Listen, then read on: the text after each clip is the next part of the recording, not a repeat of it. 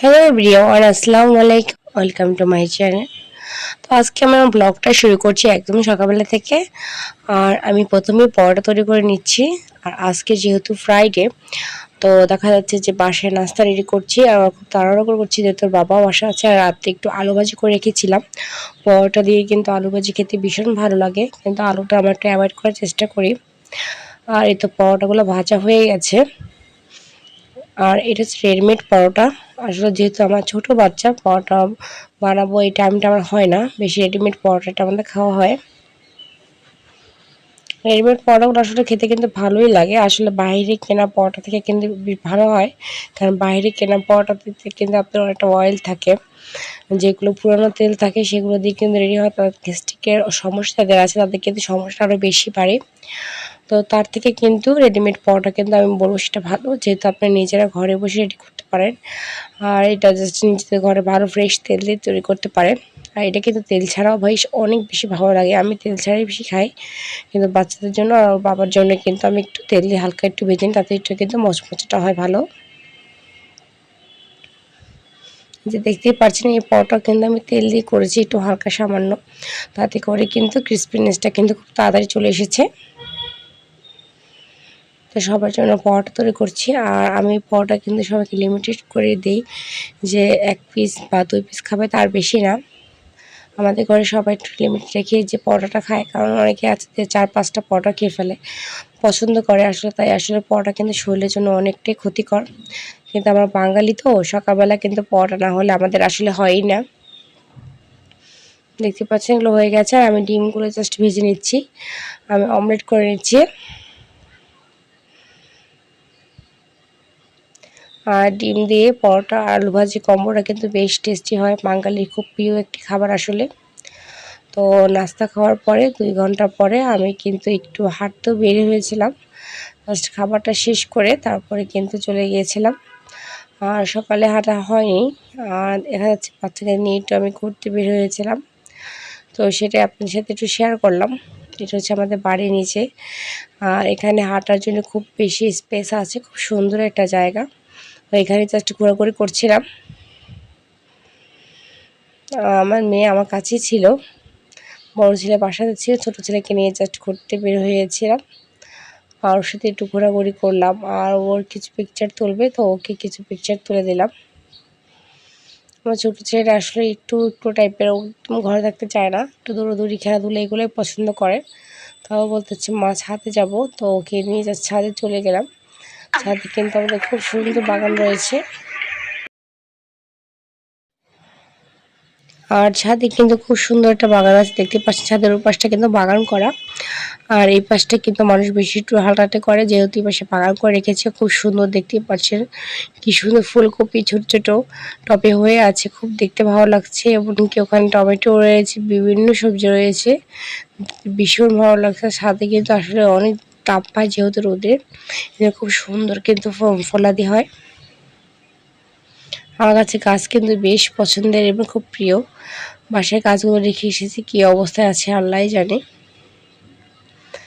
আর এখান থেকে তো এই তো সন্ধ্যা নাস্তা তৈরি করছিলাম। আর দেখতে পাচ্ছি ফুলকপি তেলের পিঠা করছি। আর পিঠাগুলো এত সুন্দর হয়েছিল, জাস্ট অসাধারণ ছিল। দেখতে পাচ্ছেন একদম পুরীর মতো জাস্ট ফুলে গেছে পিঠাগুলো, কিন্তু দুর্দান্ত ছিল। আর এই পিঠাটা কিন্তু দেখা যাচ্ছে বছরে 1বার বা 2বার তৈরি করি, কারণ এত পরিমাণ অয়েলি হয়, শরীরের জন্য কিন্তু ভালো না, এর জন্য কিন্তু খুব কম তৈরি করা হয়। আসলে এই পিঠাটা আমার বেশ পছন্দ, আমার মাও পিঠাটা বেশি বানাতো, আর যেহেতু আমার ভাই খুব বেশি পছন্দ করতো। আর এই পিঠাটা কিন্তু খুব বিশেষত্ব আছে, এটা কিন্তু সবার হাতে ফোলে না। এই পিঠাটা যখন ফুলবে তখনই বেশি টেস্টি লাগবে, আর যখন না ফুলে তাহলে কিন্তু আপনার কাছে খেতে একদম বেশি ভালো লাগবে না। আর এই পিঠাগুলো দেখতেই পারছেন আমি যখন রেডি করেছিলাম, খুব সুন্দর হয়। আর প্রত্যেকটা পিঠা এত সুন্দর বেশি ফুলেছে। আর এটা যে পোয়া পিঠা সেটা বোঝাই যাচ্ছে না, মনে হচ্ছে যেন পুরি রেডি করছি, এত সুন্দর করে ফুলছে। আসলে যখন কাজ করি, যখন আপনার কাজটা সাকসেস হয়, তখন কিন্তু বেশি ভালো লাগে। আর এটা থেকে আমি সকাল থেকে ম্যামটা রেডি করছি। আর এটা কিন্তু আমি শুকনো চালের গুঁড়ো দিয়ে করেছি, দোকানে যে রেডিমেড চালের গুঁড়োটা পাওয়া যায় সেটা দিয়ে করেছি। আর অনেকটা ভালো হয়েছে, দেখতেই পাচ্ছেন। আমরা সন্ধ্যা থেকে কিন্তু বাণিজ্য মেলায় গিয়েছিলাম। ঢাকাতে যেহেতু তখন বাণিজ্য মেলা চলছিল, তো আমরা সবাই বাণিজ্য মেলায় গিয়েছিলাম। আর সেদিন ফ্রাইডে ছিল, এত বেশি লাউড ছিল যা বলার বাহিরে, অনেক বেশি লাউড ছিল। আর ওখানে কিন্তু সেবর অনেক আইসক্রিম দিয়েছিল, তো আমরা সবাই মিলে কিন্তু সেবর আইসক্রিমটা খেয়েছিলাম। আর এই আইসক্রিমটা হয়েছিল এর ওদের স্পেশাল যে আইসক্রিমটা সেটা। আর এই আইসক্রিমটা কিন্তু আমার ভীষণ পছন্দ। আর এইখানে যে পেচুটান আইসক্রিমটা আছে বাটার কচ আমার বেশি পছন্দ। পেচুটান আইসক্রিমটা এত বেশি টেস্টি ছিল, জাস্ট কি বলবো, অসাধারণ ছিল খেতে। প্রত্যেকটা বাইটে বাইটে 3-4টা করে কিন্তু বাদাম পাচ্ছিলাম, এত বেশি ভালো লাগছিল, জাস্ট অসাধারণ ছিল। আর কোকোনাট আইসক্রিমটা কিন্তু অনেক বেশি টেস্টি ছিল। এই তো আমি পেচুটান আইসক্রিমটা নিয়ে নিয়েছি, এটা এত বেশি টেস্টি, জাস্ট অসাধারণ। আর দেখা যাচ্ছে যে এটা কিন্তু সবসময় পাওয়া যায় না, এটা বেশি মেলাতে। আর এখন যখন আইসক্রিমের যে ফ্রেজগুলো আছে ওখানেই বেশি পাওয়া যায়। ওদের এই স্পেশাল আইসক্রিমগুলো অনেক বেশি টেস্টি ছিল। আর আমার ছোটো ছেলে নিয়েছিল কোকোনাট, ওর কোকোনাট আইসক্রিম যেহেতু ফ্লেভারটা ভালো লাগে, আর আমি জানি যে কোন ফ্লেভারটা কীরকম আসলে। আর আমার বড় ছেলে নিয়েছিল রেড ভেলভেট, ওর টেস্টটা একদম ভালো ছিল না, যেহেতু ওর জেলদা হয়েছিল মনে হয়। আর পুরো আইসক্রিমটা একটু টকটক লাগছিল ওর আইসক্রিমটা। ও আমি ওকে বলেছিলাম কোকোনাট নিতে, বাট নেয়নি। তো আমার ছোটো ছেলে দেখছিল কোনটা খাবে, তো আমি ওকে সেট করে দিয়েছি ওকে যেন কোকোনাটটাই নেয়, কারণ কোকোনাটটা খেতে বেশি টেস্টি হয়। আর প্রত্যেকটা আইসক্রিম কিন্তু আমাদের প্রায় 300 টাকা করে পড়ে গেছিলো। আইসক্রিমগুলো আসলে খেতে অনেক বেশি টেস্টি হয়, তার জন্যই খাওয়া। আর আমার বেশ পছন্দের একটি আইসক্রিম, কি বলবো, আমি এখানে যে এই আইসক্রিমটা যেখানেই দেখবো, কোনো ফেয়ারে হোক আবার দোকানে, আমি অবশ্যই খাবো, আমার এত বেশি ভালো লাগে। ছোটোবেলায় যখন বাবার সাথে যেতাম তখন কিন্তু এইভাবে কোন ভর্তি করে কিন্তু আমাদের একটা আইসক্রিমের এটাই ছিল সদর রোডে। ওখানে এরকম কোণে করে আইসক্রিম দিত, খেতে ভীষণ ভালো লাগতো, কিন্তু এগুলো টেস্ট অনেক বেশি ভালো। আর এই তো পুরো মেলাটা জাস্ট ঘুরে দেখছিলাম। আর এত বেশি লাউড ছিল, যেহেতু আমার কাছে ছোট বাচ্চা ছিল, তো বেশি আমরা ঘোরাঘুরি করিনি। আমরা জাস্ট কাশ্মীরি ইন্ডিয়ান যে স্টলগুলো ছিল ওখানে ঢুকেছিলাম। ওখানে ঢুকে জাস্ট অনেক কিছু তো কয়েকটা 3 পিস নিয়েছিলাম। আর এটা হচ্ছে ইরানের একটা কার্পেট শোরুম। আর এখানে কিন্তু অনেক ধরনের কার্পেট আছে। আর তার ফাঁকে কিন্তু অনেক বেশি খিদে লেগেছিলো, তো একটু হালকা পাতলা খেয়ে নিচ্ছিলাম। আর এখানে খাবার মেলা হিসাবে কিন্তু অনেক বেশি দাম ছিল, কিন্তু খাবার খেতে অত বেশি ভালো লাগে না, ড্রাই লেগেছিল আমার কাছে।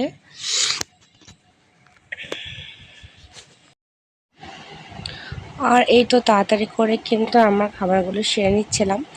আর এখানে কিন্তু অনেক বেশি লাউড ছিল। আর এখানে দেখা যাচ্ছে পুরো বাণিজ্য মেলা কিন্তু এখানেই খাবার স্টলগুলো বসেছে। এই তো খাওয়া দাওয়া জাস্ট শেষ করে নিলাম। আর তারপরে আবার এর পিছনে কিছু স্টল ছিল।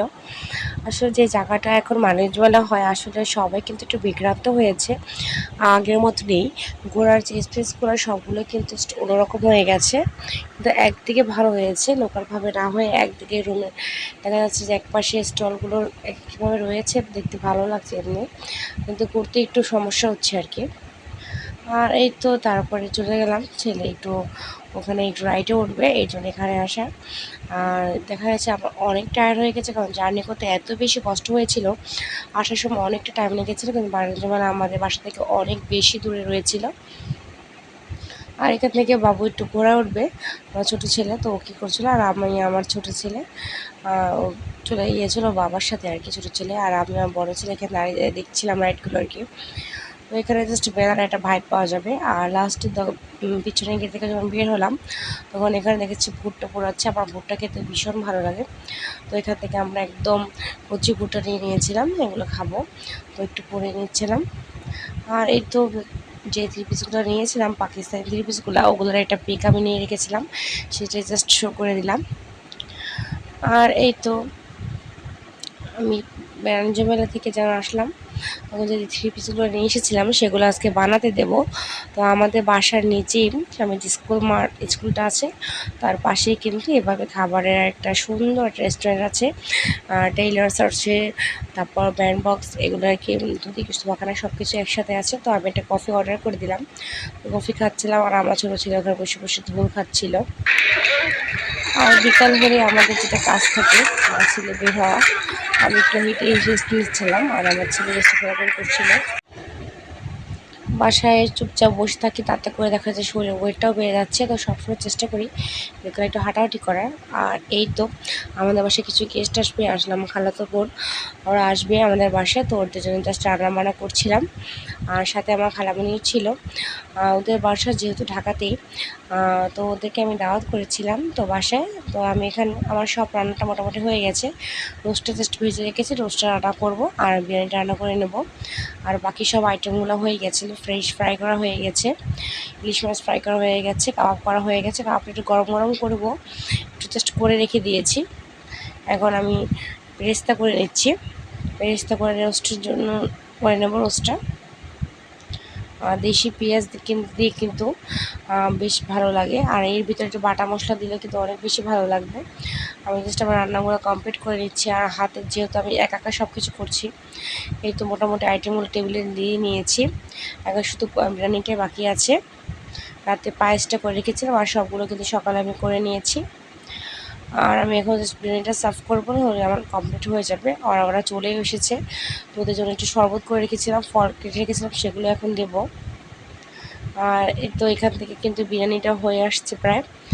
আর আমার বিরিয়ানিটা খেতে কিন্তু অনেক বেশি মজা হয়েছিল। আর বিরিয়ানি আমি 2 পাতিলে করে চড়িয়েছিলাম, কারণ অনেক বেশি, যেহেতু আমি প্রায় 3 কেজি গোস্ত আর 3 কেজি চাল করেছি, প্রায় 6 কেজির মতো।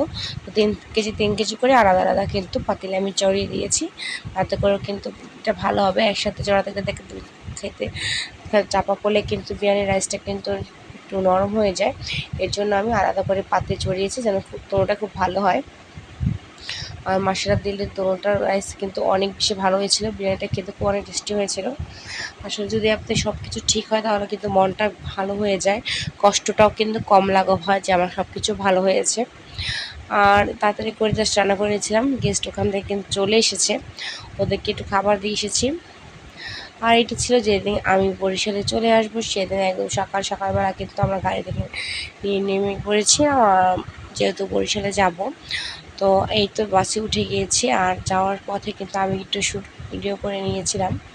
আসলে এই পথটা যাওয়া আসা করতে করতে খুবই আমার পছন্দের একটা জায়গা। এত বেশি কুয়াশা ছিল সকালবেলা। আর আজকে পর্যন্ত ব্লগটা এই পর্যন্ত। অবশ্যই আমার ব্লগটা ভালো, অবশ্যই লাইক কমেন্ট শেয়ার করতে ভুলবেন না। আজকের মধ্যে বিদায় নিচ্ছি। আজকে থেকে আসসালামু আলাইকুম।